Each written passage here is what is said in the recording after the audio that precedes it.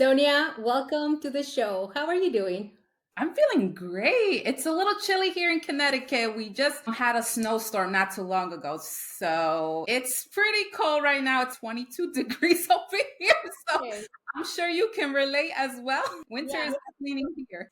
we love when it gets cold because we are skiers and so we ran to the mountain. My Latina mom might say, Mija, no salgas, but I'm like, no, I'm going to go. And so thank you so much for coming to the show. I think it's been way overdue. And I know you're a Latina in finance and you are doing some amazing things for our community. But I would love for you to introduce yourself to the listeners. Who are you? What do you do? And yeah, let's go ahead and start there. Yes, thank you so much for having me on. I'm really excited to share who I am to the audience. So, my name is Sonia. I am a first gen Latinx tax professional and the founder of Castelan Tax Services. I help BIPOC entrepreneurs as well as investors reduce their tax burden through personalized tax strategies so that they can pay less to the taxman legally and keep more money in their pockets. And I love that. I wanted to bring you to the show because I have been working with Latinas for a while. And one of the biggest mindset traps, I'm going to call it, is the belief that more money, more taxes. And I feel like I have made it my mission to debunk that is completely false. But I always like to have conversations with other Latinas in finance because I think that is the missing piece for our community, the misinformation and the fear of taxes, because let's normalize that.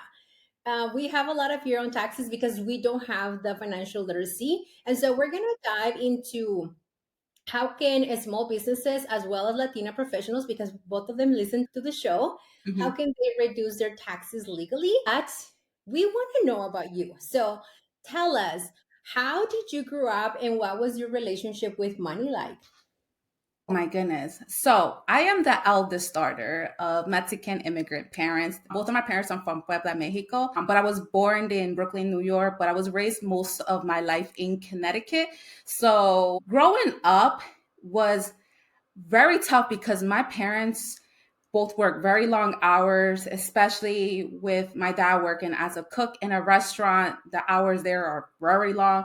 My mom worked as a factory worker. So while they did work really tirelessly for us and my sisters, and mind you, we're all girls in the household, minus my dad, it showed me how much they were working really hard to make sure we have food on the table, a roof over our heads, and the sacrifices they made while they were out working. And me being the oldest, I had to take care of my siblings while they were out working, but they always had ensured us that what they were doing was for a better future, to make sure that we are secured in a nice home. And just showing them work really hard really did instill a big respect for them. And also having them as well remind us that continue to aim for higher education.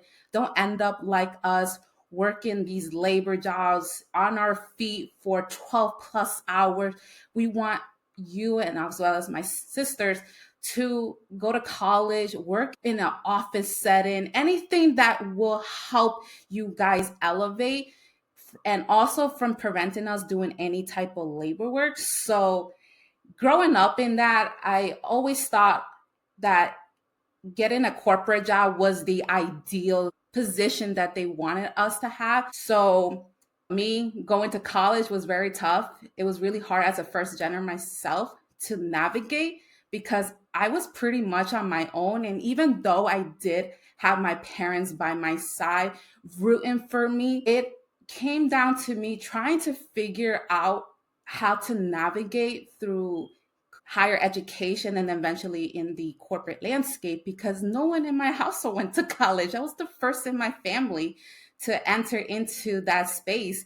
And then when I did eventually graduate, and mind you guys, it was really tough. There were several times I wanted to drop out, but I trooped through it. I met other first geners. I eventually ended up graduating from a Catholic school in Connecticut, ended up landing my first corporate job in the marketing space.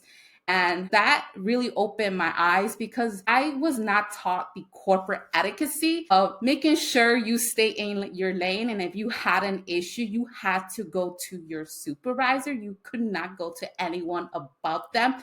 So there was a lot of political standpoints that I had to understand. And I also knew where I had to be, especially starting off as someone in the lower level in the corporate field. But yeah, eventually I found my way, met some great folks there. I actually became very friendly with my coworkers, and I really did enjoy that adulthood in after graduation because I had more freedom.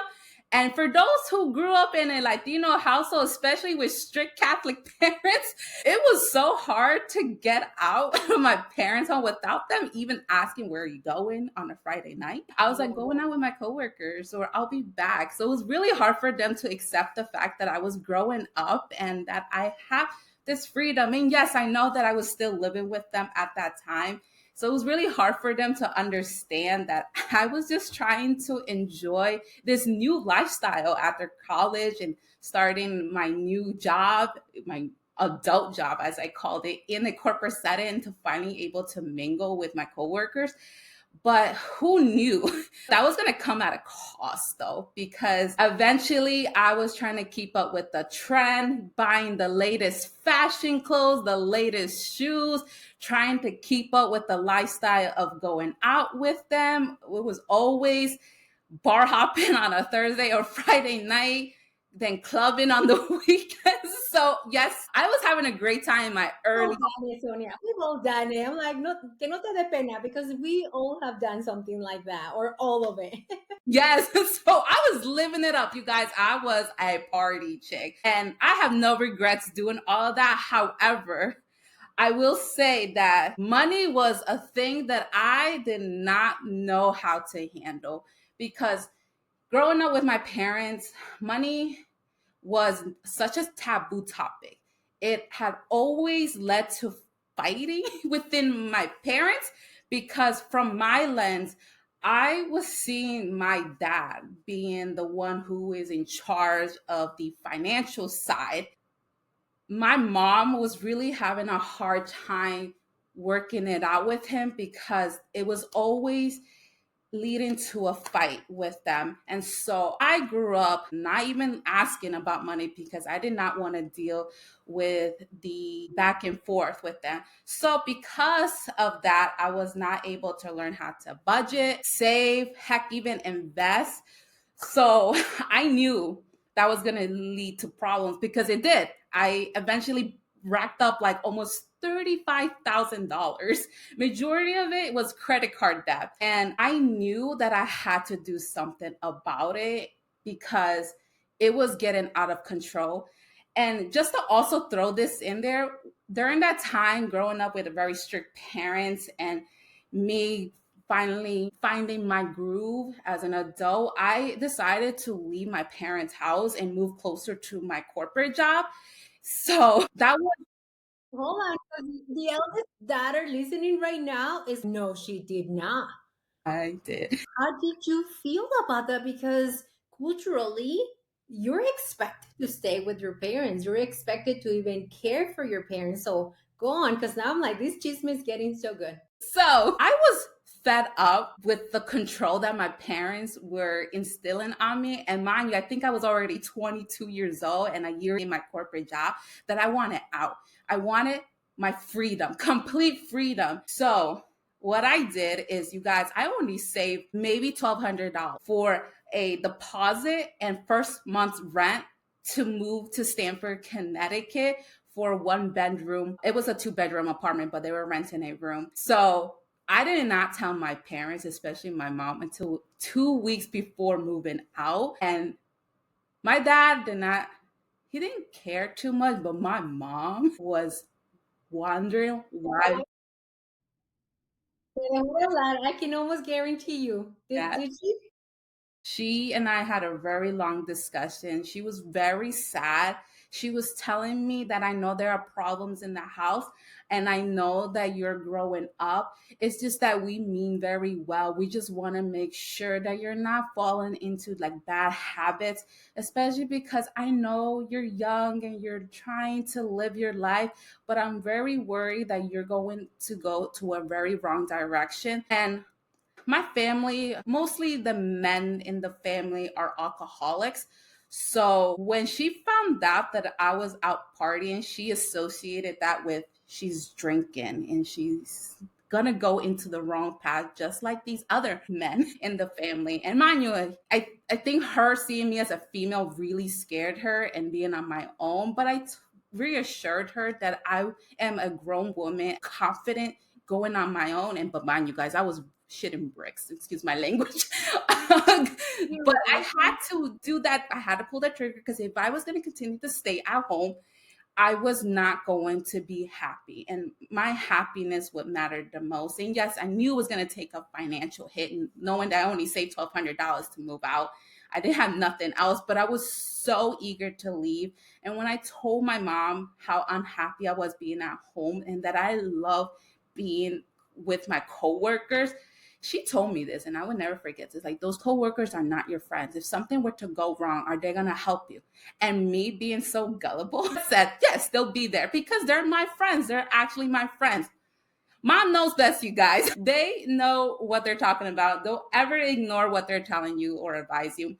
So I told her that I was going to be okay. Eventually, she accepted the fact that I was going to move out. But holy crap, moving out and being on my own really hit me financially because I was thinking that I was able to pay my rent on time, that was able to also keep up with the lifestyle, but not knowing that I was really just swiping my card away and paying the minimum, not realizing that I was accumulating so much credit card interest. And at that time, it was, I believe, 19. Now that went almost close to 30 now for a lot of folks. So me thinking, oh, I got this, I will figure this out. It wasn't until maybe 2 years later that I realized that I could not keep up with the payments. And so I did not tell nobody except my sister. And I want to remind you guys, I'm the eldest in my family. So when I could not pay my rent, I had to ask my sister, who just started her job at a eye doctor office. I had to ask her for money. And she was like, what is going on? You made it seem like you had everything taken care of. And I'm like, no, I do not. I have so much debt. I can't even keep up with my credit card payments. I need help. Can you help me? Please don't tell mom though. That was the second thing I said. Please don't tell mom. Mom's gonna end up finding out if you can't pay up your rent on time that you got kicked out. I'm like, no, I'm gonna figure this out. And so she And you did step did. in. Yes. And you did. And now you're here. Now, Yes. you mentioned that you started in marketing. How did you transition from marketing into finance? What was the aha moment of, wait, I think I want to go for this instead of this? So, yes. So, I was actually working in the marketing department, but I was a data analyst. So, I was responsible for analyzing large data and interpreting that in a storytelling way for the other team so that they can then report the findings that I have found to investors, to the companies, or in this case, we were working with a lot of those in the retail space.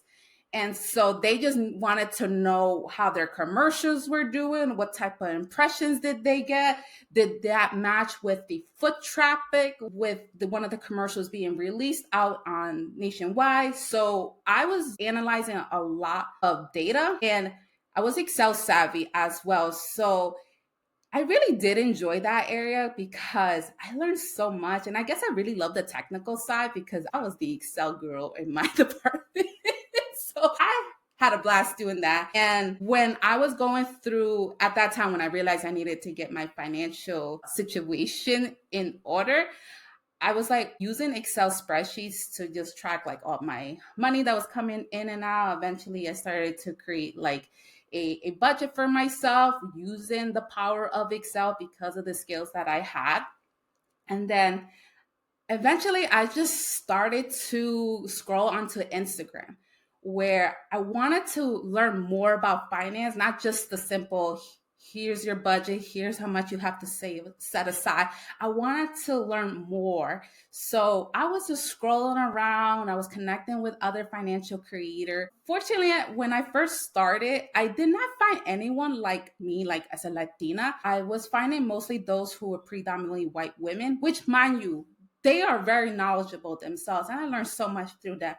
But it's very interesting when you first enter the social media space, how you probably see the first thing is probably a white man or a white woman sharing financial tips or advice. And so eventually I came across like Lucy and other folks who are in the same space, who are like me. And I was like, oh my God, I found my community. I was starting to learn more and I fell in love with finance that I eventually wanted to share my knowledge with other folks. And that started off with just my family members. So my sister was very impressed how I changed, like maybe a year later, where she's okay, I see you. You're doing really well. Yes, it's because I started to really self teach myself personal finance. And that is where, when I was scrolling around Instagram one day, I came across an opportunity to become a licensed tax professional. So, mind you, me being already comfortable working with large data, loving finance, I was like, heck, let's learn about taxes. So, I enrolled myself in tax school. That's the best investment I ever made. And it was very tough. I will say this. It was very tough because I think when I first joined in, I think there was 30 students and only 12 of us lasted 3 months later. It was very intense, but I was so eager to learn and to become licensed because I knew there was something to it that I can do. And then eventually, when I finally got my license, I shared that with my friends and family back at home. And they were like, can you do my taxes? And I was like, yeah. And you guys, I was so scared, but I knew that I was ready for this because I did not spend 3 months in tax school and just pay for the license. No, I knew that I had to do something about it. So it was also the same period, too, that I was falling out of love at my corporate job. I was starting to hate what I was doing. And that was because people were eventually leaving. There was also a management change as well. So the people that I used to work with were no longer there or were let go. And I was butting heads with a VP of the department. And so I knew I needed to get out. It's always the VP. It's always the VP. Yes. Oh my gosh. People at the top have no idea what the VP is doing. They have no idea, you guys. So I feel you guys when you guys are want to leave because it's the VP or anyone above them. I get it. I dealt with that with myself. So I knew, okay, let's see how this goes. I'm just gonna, it's a side gig. I'm gonna start using the money if I can, if I were able to make money out of this side gig to at that time wanted to switch another job, wanted to leave for another job. So I wanted to make sure that in case I do decide to leave my first corporate job, will I be okay for the next few months in case I don't land another job? And so I had a plan in mind. And fortunately, I was able to get a new job immediately right after the holidays. I was still keeping my business, but I didn't tell nobody about that because it was no one's business to know what I was doing on the side. And there was no conflict of interest, but still, I still did not want to hear it from the new company that I was working in. And it actually was around the pandemic time. So I actually launched it in 2020. And that's where a lot of people were losing their jobs or were furloughed. I was very fortunate when I started the new job that I still have my job, but I realized months in that I did not like it either. I was like, okay, Sonia, switching jobs was not the solution to your problem. You just don't like your job. You don't like your role. You don't like being a data analyst anymore. You want to do something else. And eventually, I started to put a lot of my attention to my tax business. And so when I did start off with just doing tax returns for my friends and family, video content was becoming very popular because a lot of people were stuck at home, not doing anything else. So I eventually started to show up on social media. It's primarily Instagram. I started to do video content and it took off from there. I did not know that my video content was being pushed out to the West Coast. I thought it was just going to be primarily in the East Coast, maybe in Connecticut, New York, or New Jersey, the tri state area. Had no idea that the West Coast folks were out there watching me. And I started to get DMs requesting to schedule a call with me. They wanted to learn how to work with me. They wanted to learn more about how they can go about with reducing their tax liability, where some of the steps that they should be taking as entrepreneurs. So I I went from love that. I love that. So let's dive in it because I brought some questions and I want us to talk about it because you are followed by a lot of entrepreneurs. I coach entrepreneurs through my program Jefas and Wealth. And one of the things that comes is a lot of entrepreneurs make a lot of mistakes when it comes to taxes. So, what are some of the most common mistakes that you see and how can they prevent that? Ooh, that's a good question. So what I do see a lot is a lot of entrepreneurs are mixing both personal and business together, and that makes it really difficult for us tax professionals, especially those who do bookkeeping. It's a nightmare because we're trying to figure out which expense or income is personal and which is business. So there was a lot of back and forth with the entrepreneurs, and I always remind them, like, we need to make sure moving forward we separate those types of transactions, because there's a possibility that we could be missing out on tax deduction, in this case on the business side, or we can be misrepresenting the numbers, especially on the income side, because we don't want to report underreporting numbers to the IRS, especially if it leads to a potential penalty or audit. So I always let folks know to keep those separate as much as they can. Another thing I do see as well is how they track their expenses. So they might have QuickBooks or they might have a spreadsheet, but it's not documented correctly. So when it's not documented, then we can't really deduct what's business and what's personal. So it's always important that entrepreneurs, they keep receipts, they track them, if not quarterly, if not monthly, but on a quarterly basis if they can. Don't wait until the end of the year, because by then you're going to forget which is business and which is personal. I also do suggest as well to try to switch from using spreadsheets to automated softwares such as like QuickBooks, Zero, or Wave. Those are something that can help speed up the bookkeeping process and also track your expenses as well. And I think one last thing that I also see as well is that for business owners, they're not making any quarterly estimated payments to the IRS and to the state.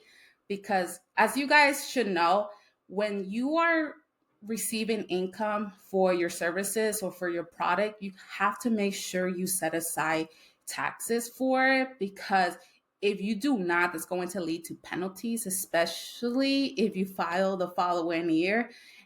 Those interest rates and those penalties are very high and it's not worth it. You can be using that money back towards the business or even for your personal use. You don't want to continue to give more to the government. Yeah. So let me add on that because I think it's so important that so I was in my previous career, I was in charge of budgets and I did use Excel. I don't want to say that I loved it, but I like data, just like you, which I'm learning that we have so many things in common. Like I love data. I love looking at data and discovering how we got here and analyze it and all of that. Like I am a data geek and I never thought I could say that about myself.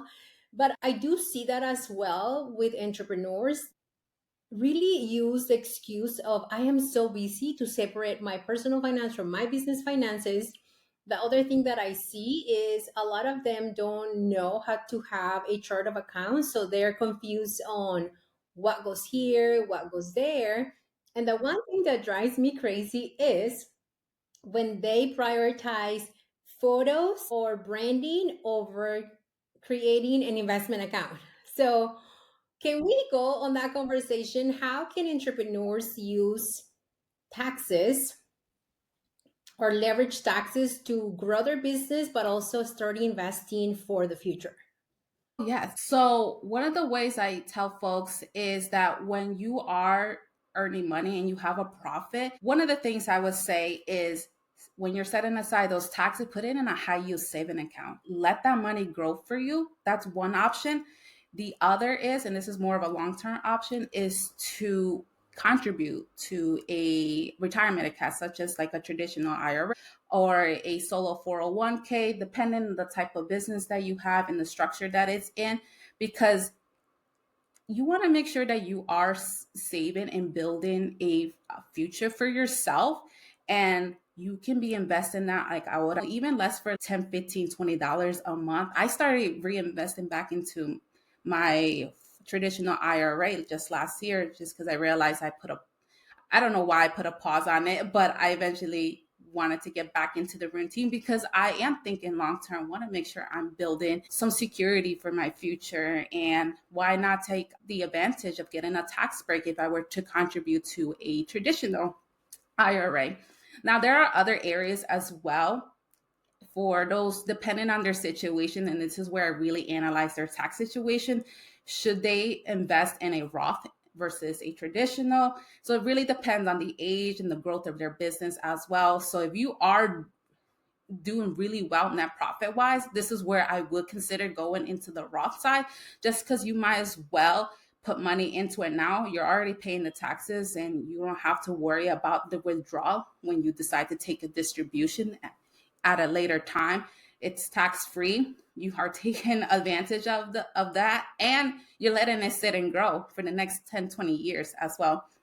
So those are some of the ways to maximize. I always encourage folks, put something towards a high yield saving account or a retirement plan, and then consider looking into maybe investing some back into the business. And what I mean by that is like some of the expenses that you might be considering, such as marketing or advertising or professional development courses, or let's see what else. If you're looking to purchase an item like a computer or looking to buy some machinery to help produce products that you're trying to put out at a quickly manner, those are some of the options. But this is where you want to make sure that you are looking at your business financials and making sure that you are going to be making the right financial decision, because you don't want to continue to invest in something if it's not going to produce money, because you're in the business to make money, not bleed. So think wisely what your next business expense will be. Will it bring a bigger investment back to you and your business? I love that. I'm like, my team is my biggest investment after my retirement. So now, Sonia, you mentioned having the tax money into a high yield savings. Is there one that you recommend or that you personally use? This is not considered like personal legal advice, but what do you use for the high yield savings that has worked for you? So for me, I actually have two. I have Ally Bank and then I have Betterment. I like to put money in there just because the savings rate there is good right now. I know that every few months it's going down just because of inflation, but I love those personally, and I have a lot of clients as well who use mostly Ally. They love the features of it. I love that they have like buckets as well. So you don't have to just dedicate it to one particular account for taxes. You can also use it to hit your personal finance goals that you have. Like I have an emergency fund. I have a savings challenge fund. So I always try to put something in there just so I can hit my savings goal for the year. I even have a Christmas fund and a birthday fund as well, just because I'm You gonna put it in there. Yeah, I don't want to spend it off. I might as well let it grow for the next few months. And heck, I am happy that it's producing $2, $3. Like, and eventually it grows if you put more to it. So that is my take. That's who I use personally.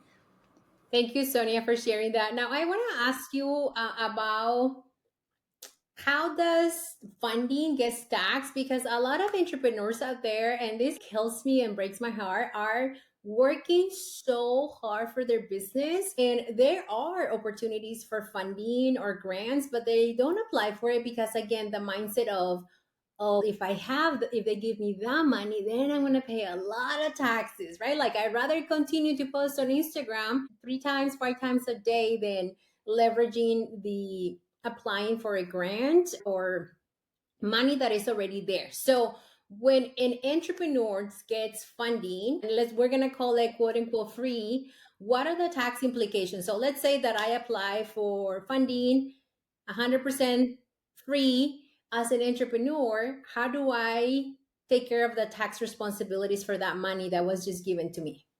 So I always say make sure to read the fine print. They always have, usually they send you a contract for you to sign. Make sure that you read whether that grant it is non-taxable.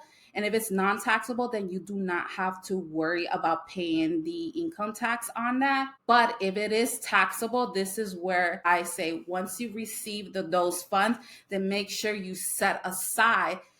Usually there's the rule of 10 to 30% to set aside as taxes, but I always tell people to amp it up to at least 20, because the reason is that all income, especially if you still have a net profit at the end, that net profit is still subject to self-employment tax and not just income tax. So what I mean by self-employment tax is that you are responsible for paying Social Security and Medicare tax, and that's already 15.35%. So that's already past 10%. And then you have to pay the income tax on the federal side. And then if you happen to reside in a state where you are subject to state taxes, then you have to also set that aside. So you make sure that if in this case, if you're receiving funding and it is taxable, then make sure that you set aside at least 20% or more, so that you are not afraid to pay that off come tax time or come towards the end of the year when you are about to make your last quarterly payment to the IRS and to the state as well. That is my rule when it comes to. Love it. And so I'm writing a book, and part of my book, I'm going to give you guys a spoiler alert here on the book. But in the book, I talk about the importance of having your board of directors, and actually having a conversation with a tax professional is almost like a non negotiable for those that want to really build long lasting wealth. And Sonia, as an accountant, how crazy does it drive you when people do their own taxes? Because I coach mujeres that are making, she's laughing. I'm coaching mujeres that are making six figures, most of them, and they're like, oh, I have to block time to do my own taxes. How do you feel as a tax professional when people tell you that? So I understand that people, when they do their own taxes, is because they feel pretty confident, but that confidence can cost you. So the reason is, if you're someone who has a lot of income stream, meaning not just your 9 to 5 job, if you have a business, if you have investments, those are considered multiple stream of income. And what happens is that you are reporting all of that into one tax return. And it can get messy because let's say your 9 to 5 job, yes, you are paying your taxes through your 9 to 5, but maybe not your business. And if your business is generating a net profit and you did not set aside taxes, then you're going to get hit with a bill. Same thing with investments. If you end up selling off your securities, just know that you will also be responsible for those taxes as well. So you want to make sure that you take into consideration that you should likely talk to a tax professional to make sure that when you're about to make these reports on the tax return, you get the help that you need. You want to make sure you have guidance, because no one likes filing their taxes and then seeing a tax bill at the end, especially when they're doing the self-service side, which is the TurboTax, the H&R Block, the Tax Act. They will not tell you what to do. They're just going to flat out flash a number, especially if it's a negative red number. It's going to tell you this is what you owe, and that's that. They're not going to give you a breakdown of what steps you should be taking moving forward to avoid being in that situation again the following year. It's software. The way I see it, it's the difference between software and having personalized advice. And this is not something that you can just Google on Instagram, because Instagram doesn't know your personal expenses, your business expenses. If you have them, they don't know your deductions, they don't know your financial goals. And so one of my favorite things to do literally is having conversations with our tax professional, because then I also learn, and I'm not just tell me where I sign. I'm like, no, can you explain to me what are you doing? How does it work? And when they tell me this is the options, and I'm like, okay, what about this option? And so I love having that conversation because the software doesn't speak to me. The software just tells me pay your bills. So for my listeners and for those of you that are watching the video, I want you to know that having an accountant is part of your board of directors, and it's so important that you invest. And so, Sonia, now on that note, where can people find you and how can they work with you? Yes, so I can be found on Instagram and TikTok as well as LinkedIn. I also have a website as well, so you guys can feel free to click on that to just learn more about the services I offer. I offer not only tax preparation but tax planning as well. So those who have a lot going on in their situation, especially if you are someone who have a 9 to 5 job, a business, and you have investments, let's chat because we want to make sure that you are guided in the right direction. You get the tools and the information that you will need to make your next financial move. I also am offering a freebie as well as a tax guide for individuals and investors as well as small business owners. I will be sharing that info in the show notes as well. So feel free to check that out. And if you want to learn how you can work with me, I do have an 18 form that I will also be providing. Feel free to fill that out, and my team will reach out to you as soon as possible to schedule you a call, and then we can get started.